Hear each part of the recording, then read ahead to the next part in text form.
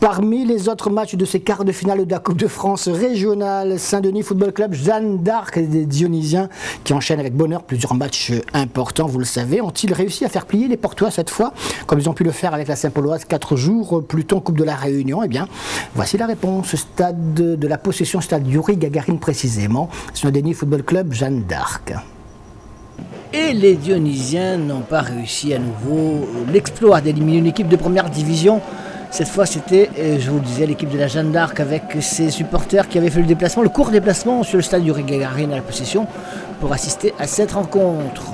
Des Dionysiens qui ont la possibilité, enfin pour le coach tout au moins, de procéder à des changements plus ou moins réguliers, de faire souffler quelques joueurs, mais certains d'entre eux sont déjà titulaires, l'ont été déjà la semaine dernière sur plusieurs rencontres, en cumulé un petit peu, on dira, un peu de fatigue. Et ce sont fort logiquement les joueurs de la première division, l'équipe de la Jeanne d'Arc, qui vont se créer les plus belles occasions. Vous avez vu le poteau une première fois qui a sauvé le gardien dionysien Christophe Ninon, puis le même gardien dionysien est obligé, toujours sur ce coup franc de Redouane Dari, d'intervenir. Là c'est au tour de Daniel Mendy de le tester, toujours sur coup franc. Donc beaucoup de coups francs aux alentours des 25 mètres qui ne portent pas leurs fruits pour l'instant. Et tout cela en première mi-temps 0-0. En seconde mi-temps, les Portois vont se créer à nouveau des occasions intéressantes avec à nouveau Daniel Mendy ici qui tire juste à côté de la cage dionysienne. Une domination portoise qui va être finalement récompensée avec cette reprise de Daniel Mendy précisément sur un centre venu de la gauche, et c'est donc à de demi-volée et fort joliment qu'il catapulte ce ballon au fond des filets dionysiens. On joue depuis pratiquement l'heure de jeu, 1-0. La Jeanne d'Arc va tenir jusqu'au bout comme cela et se créer encore d'autres occasions, même si les Dionysiens, regardez, ont eu une petite occasion, mais c'était moins fringant, moins net que les matchs précédents que l'on avait vu, notamment le match qu'on avait vu tout à l'heure par exemple. Là, cette tête du capitaine qui passe à côté de la cage de Grégory Posé. Un match qui va se terminer tranquillement avec cette qualification de la Jeanne d'Arc qui sauve un peu les meubles quelque part, puisque je vous le disais, la Jeanne d'Arc a été éliminée par l'équipe de Trois-Bassins en Coupe de la Réunion quelques jours plus tôt. Il fallait donc absolument réagir. Redouane Dari précisément va permettre à son équipe sur ce centre d'amener une action très intéressante devant la cage du gardien dionysien qui bénéficie de la solidarité de sa défense. Et puis le pénalty à quelques minutes de la fin, pour cette faute ou pas d'ailleurs, sur Redouane Dari à l'entrée de la surface de réparation. Un pénalty qui va être tiré par Redouane Dari, mais qui va être stoppé par le gardien Christophe Ninon. On en restera là, 1-0, ça suffit de toute façon en coupe, vous le savez. La Jeanne d'Arc se qualifie, se rachète pour les quarts de finale de la Coupe de France régionale, alors que les Dionysiens peuvent se concentrer sur le championnat et la Coupe de la Réunion, pour laquelle ils se sont brillamment qualifiés. On l'avait vu tout à l'heure. Très dur, c'est un grand mot, parce que voilà, on était quand même attendu par rapport à ce qui s'était passé dans la semaine en coupe. On était très attendus. Voilà, ils nous ont un peu mis la pression, mais après nous on a su gérer le match parce que déjà on s'est dit que c'était une équipe à une division inférieure. Donc on s'est dit on doit montrer que quand même il y a une division d'écart. Donc on a pris un peu le match en main dans les premières actions. Et après il y a eu du répondant, donc ils nous ont fait un peu reculer. Mais après voilà, on a su montrer que voilà, on était présent. Voilà. Non, la même chose que Daniel, pour nous ça reste une bonne équipe. C'est pas pour rien, je pense que c'est pas pour rien qu'on est au classement.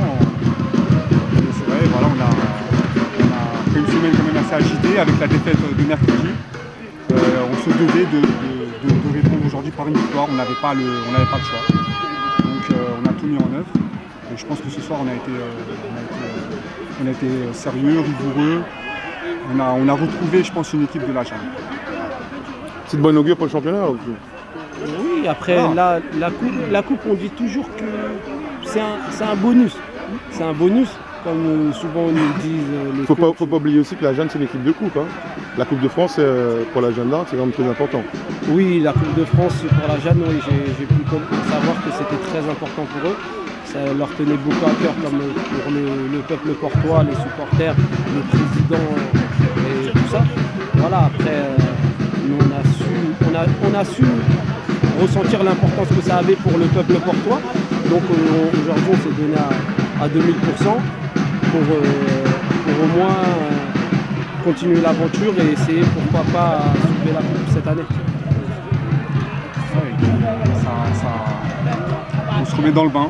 Après cette victoire, voilà, on va recevoir Saint-Pierre et c'est des matchs comme on aime.